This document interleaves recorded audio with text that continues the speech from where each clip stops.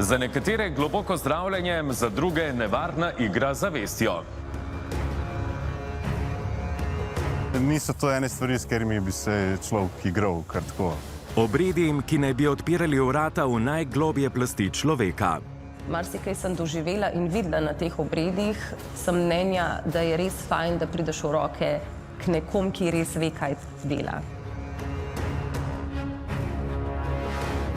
Se mora telo spucati, vse svinarije, ki jo ima vse, ki jo nos noter, ne. Nekaj gre ven čez usta, nekaj gre ven v WC-ju, pol pa medicina šele začne delati v bistvu, ne. Med tveganjem in zdravljenjem.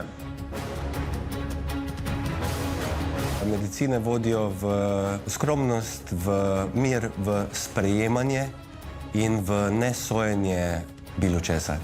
Med ritualom in nevarnostjo. Da gre človek v neko izkušnjo zelo močnega spremenjenega stanja zavesti, pa ni na to pripravljen, ima to lahko zelo problematične posledice.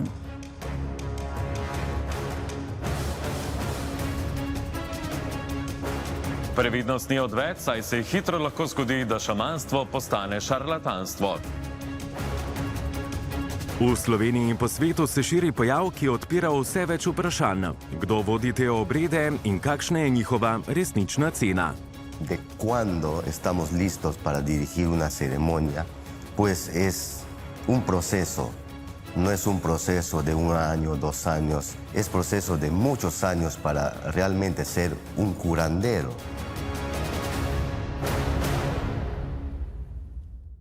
Slišal sem zgodbe o zdravljenju, razsvetljenju, pa tudi o zlomih. Ampak dokler tega ne doživiš sam, v resnici ne veš, o čem govoriš.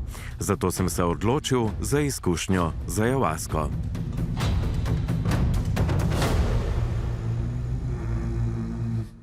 Prvi požirek je grenak, skoraj odbijajoč. Sprva tišina in dolgo čakanje. Potem pa se zaslišijo ikari, ki napolnijo prostor in počasi odpirajo nekaj globjega. Ayahuaska velja za pijačo duhovnega razkritja, ki naj bi pomagala prepoznavati in razreševati globoke vzorce in travme. Posameznikov pa naj bi nastavila tudi najbolj brutalno iskreno ogledalo njegovega lastnega življenja. Napitek, ki izvira iz Amazonije, je pripravljen iz kombinacije 2 rastlin, najpogosteje čakrune in ayahuaske. Ena vsebuje psihoaktivno snov DMT, druga pa učinkovine, ki preprečijo njeno hitro razgradnjo v telesu.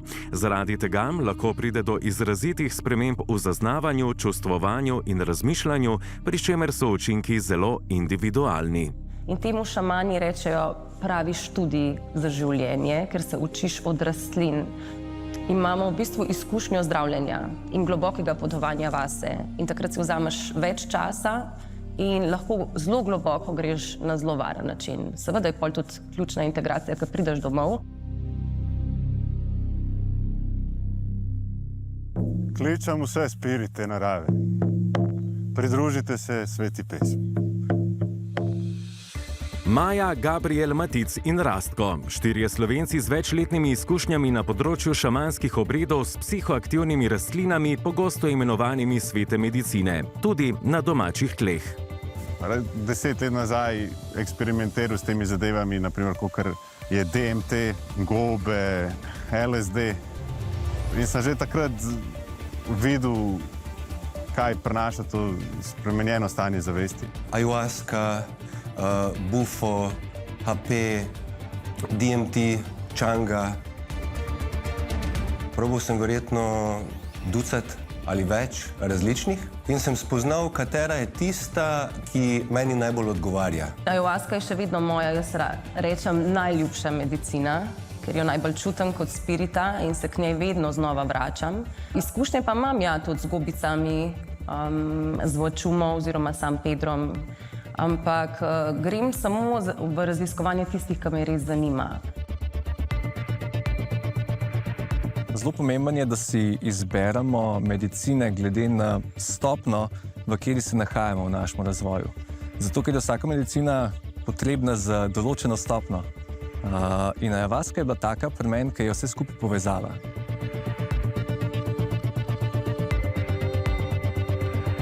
Ta novi sveti gral duhovnih iskanj sodobnega zahoda je že zdavnaj prestopil meje amazonskega pragozda. Z njegovim širjenjem po svetu pa narašča tudi število spornih in neostreznih praks. Curandero que dirige o el facilitador que dirige la ceremonia no está preparado para poder controlar esta fuerza de la medicina, entonces va a ser muy caótico para la persona o va a entrar en psicosis, va a entrar en un proceso de miedos futuramente.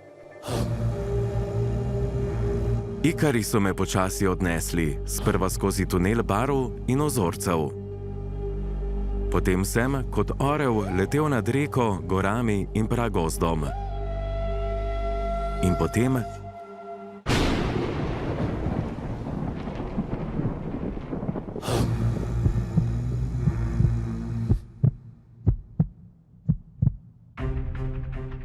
to so pogosto nepredvidljive stvari. Ne? Uporabnik ne more vedeti, kam ga bo ta psihedelična izkušnja odpeljala. Ne? Lahko je to prijetna stvar, lahko pa zelo, zelo neprijetna.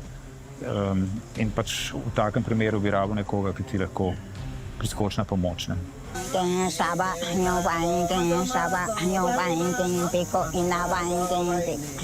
Ne zgolj obredno pitje ajavaske, po svetu, pa tudi v Sloveniji se je v zadnjih letih za tovrstne namene razširila uporaba različnih psihedeličnih rastlin, med njimi ibogaina, psilocibinskih gob ter puščavskih kaktusov. Po podatkih, ki smo jih uspeli pridobiti, udeležba na tovrstnem obredu stane od približno 150 pa tudi več kot 400 evrov. Črni trg tovrstnih obredov cveti. V Sloveniji naj bi se skoraj vsak konec tedna odvil vsaj en tak dogodek. Praviloma potekajo na različnih, pogosto skritih lokacijah in pod privlačnimi imeni, kot je denimo obred ljubezni in kristalne zavesti. Prav pri tem pa se je pokazala ena najbolj spornih praks. Udeležencem pod pretvezo, da zaužijajo naravni pripravek iz obredne korenine, tako imenovane sesafre, v resnici ponudijo sintetični MDMA oziroma ekstazi. Na to nevarnost opozarjajo tudi v združenju Drogart. Izkazalo se je, da gre za eno najbolj spornih praks, pri kateri udeležencem pod pretvezo, da bodo zaužili naravni pripravek iz obredne korenine, tako imenovane sesafre, v resnici postrežejo sintetično snovjo, na kar opozarjajo tudi v združenju Drogart. To, da se recimo ljudem daje neko snov, za katero se pove, da je nekaj drugega, kot je v resnici, to je izjemno, izjemno sporno. Ne? Etično je to zelo sporno. Sporno je pa tudi z vidika zdravstvenih tveganj. Mina Paš, zdravnica, psihoterapevtka in dolgoletna raziskovalka tega področja, poudarja, da ima MDMA lahko terapevtski potencial pri zdravljenju travm, vendar izključno v strogo nadzorovanem okolju in le kot občasna psihoterapevtska podpora pri predelavi zahtevnih izkušenj. Tak pristop pa se bistveno razlikuje od neformalnih ali šamanskih praks. Sem slišal ogromno zgodb, bil tudi priča zgodbam bližnjih, ki so šli na ta proces in se ni najbolj skončal za njih. V tistem trenutku po ceremoniji in mesece, celo leta potem so imeli težavo integrirati dejansko to izkušnjo. Tako imenovani bad trip, ki ga opisujejo nekateri posamezniki, lahko namreč spremljajo intenzivni občutki tesnobe, panike in izgube nadzora. Kam te bo psihedelik odnesel, ni odvisno samo od doze, ampak je odvisno tudi od tvoje duševne naravnanosti. V istem okolju, v enakem odmerku te lahko v dveh različnih seansah odnese v diametralno nasprotne smeri. Ena izkušnja je lahko prijetna, taka, kot jo pričakuješ, jo želiš, druga je lahko shizofrena, paranoidna, grozljiva. Ampak v tisti fazi si ti ne moreš nič dosti sam pomagati. Obredi, ki naj bi prinašali zdravljenje in duhovne ovide, imajo lahko tudi tragične posledice. Slovenska policija je leta 2023 tako obravnavala tudi smrtni primer. Po zaužitju ajavaske na skupinskem obredu je udeleženec izgubil zavest in prenehal dihati. Policija je organizatorja leta 2024 kazensko ovadila okrožnemu državnemu tožilstvu v Ljubljani zaradi suma kaznivega dejanja omogočanja uživanja prepovedanih drog. V preiskavi pa so zasegli tudi več kot 11 litrov tekočine, ki je vsebovala DMT.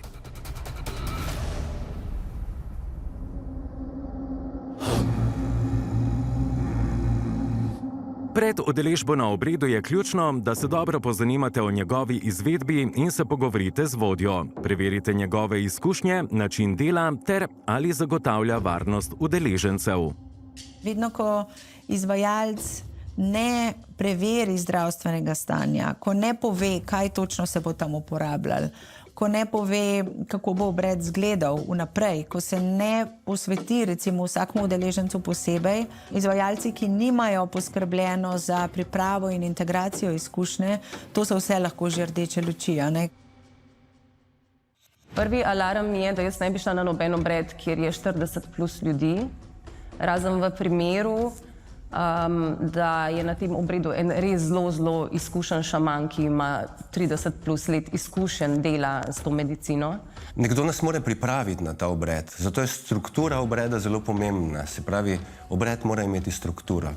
Nekdo se mora počutiti varno in potem je treba imeti ljudi, ki so zelo pozorni na to, kaj se z človekom dogaja. Da niti ne silijo v njega, ker ima svoj proces, ampak ko pa vidijo, da potrebuje pomoč, da se ga dotaknejo in mu znajo pomagati. Posebna previdnost je potrebna, če jemljete antidepresive, imate osebno ali družinsko zgodovino resnih duševnih motenj, ste noseči ali niste v dobrem fizičnem stanju. V takih primerih lahko izkušnja predstavlja dodatno tveganje, zato odločitev zahteva še posebej premišljen in odgovoren pristop. Pač te snovi nosijo s sabo določena zdravstvena tveganja in je treba preveriti fizično zdravstveno stanje in pa psihološko zdravstveno stanje posameznika in v določenih primerih pač uporabo odsvetovati, dejansko odsvetovati. Vsak mora pri sebi premisliti, da se bo res to šel. A je res pripravljen, da vstopi v to noter? A je res pripravljen za ta proces? Jaz bi šel enostavno do zdravnika, si naredil te osnovne parametre, da mi pregledajo kri, da mi pregledajo srce, da mi pregledajo vse. Če je dejansko varno, da se jaz spuščam v to, ne da kar gremo na slepo.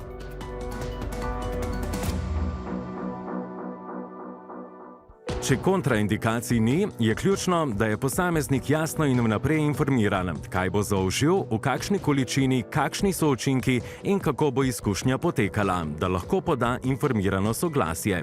Prav to pa v mnogih tovrstnih obredih pogosto ni zagotovljeno. Škoda se mi zdi, da neke prakse ali pa substance, ki imajo zelo velik potencial za zdravljenje ali pa za izboljšanje stanja človeka, da se jih velikokrat uporablja na zelo neprimerne načine in z premalo znanja, s premalo izkušnjami. Policija opozarja, da je uporaba psihoaktivnih snovi, ki se uporabljajo v nekaterih obredih, v Sloveniji prepovedana, tudi če se uporabljam za osebno rast ali duhovno iskanje. Če je ayahuasca v amazonskem porečju del kulturne dediščine in jo v tradicionalnem okolju uporabljajo tudi mlajši, pa je v večini zahodnega sveta prepovedana ali strogo regulirana. Tako je tudi v Sloveniji, kjer lahko posamezniki kazensko odgovarjajo že za organizacijo dogodkov, na katerih se uporabljajo takšne snovi in drugi podobni psihadeliki.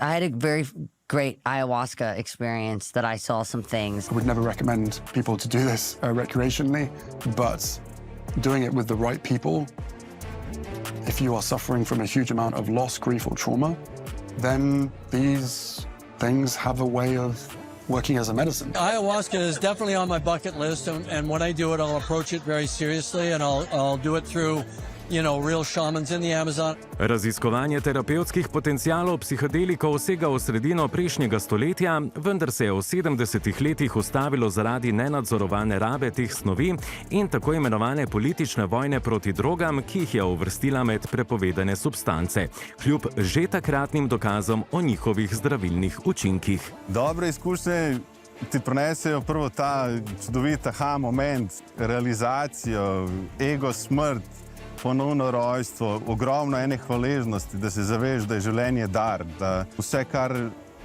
doživljaš, ves ta mentalni šum ega, da je v bistvu brezpredmeten in da je življenje darilo. Da lahko te rastline odpirajo človeku zavest in zavedanje, Ne zato, da gremo na nek roller coaster in se nam nekaj dogaja, da nekaj haluciniramo, ampak zato, da neko vedenje, neko znanje prinesemo v naše življenje in ga integriramo, tako da smo potem bolj stabilni ljudje, bolj čuteči ljudje in bolj povezani z drugimi. Vse več pozornosti tej temi namenjamo tudi v Sloveniji. Na Pravni fakulteti Univerze v Ljubljani se bo jeseni zaključil projekt uradno nepriznane terapije s psihedeliki v slovenskem pravnem sistemu, kar bo verjetno odprlo prostor za širšo strokovno in javno razpravo. Mislim, da ni lih najboljš, da so te stvari še vedno nelegalne. Po svetu se že odpira in že legalizirajo uporabo psihedelikov v terapevtske namene in se mi zdi prav, da bi ta korak naredili tudi pri nas, že zato, da je malo boljši pregled, ne da se to dogaja samo po nekih kleteh, in tega je kar precej. Seveda je izziv, kako te prakse prevesti v jezik zahodnega sveta, ker ne moramo mi kar nekega obreda, ki se je uporabljal že, ne vem, stoletja v Amazoniji, pol kar prenesti v naš prostor, pa narediti eno vikend delavnico, pa reči, to je zdaj to. Ker to ni to, ker živimo v popolnoma drugem svetu, z popolnoma drugo, ne vem, razumevanjem sveta, kakor so ga imela domorodna ljudstva. Doslej sem imel 3 izkušnje z ajavasko, nobena ni bila enaka prejšnji. Med potovanjem sem doživel globok razpon čustev. Od smeha in veselja do žalosti, joka in globokega nelagodja. Zato k njej pristopam s spoštovanjem in zavedanjem, da gre za intenzivno in nepredvidljivo izkušnjo, ki zahteva veliko mero previdnosti. Ker se obredov pogosto lotevajo neustrezno usposobljeni posamezniki, hkrati pa so tovrstne prakse v Sloveniji tudi pravno problematične, sogovorniki opozarjajo, da obstaja večja verjetnost za slabo kot dobro izkušnjo.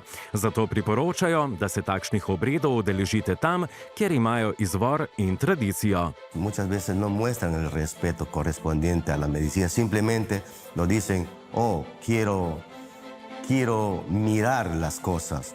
Por eso quiero tomar ayahuasca. Pero si hablamos como medicina, entonces podemos decir, quiero beber esta medicina para curarme, para conocerme a mí, para entender mi vida y poder guiar a mi familia.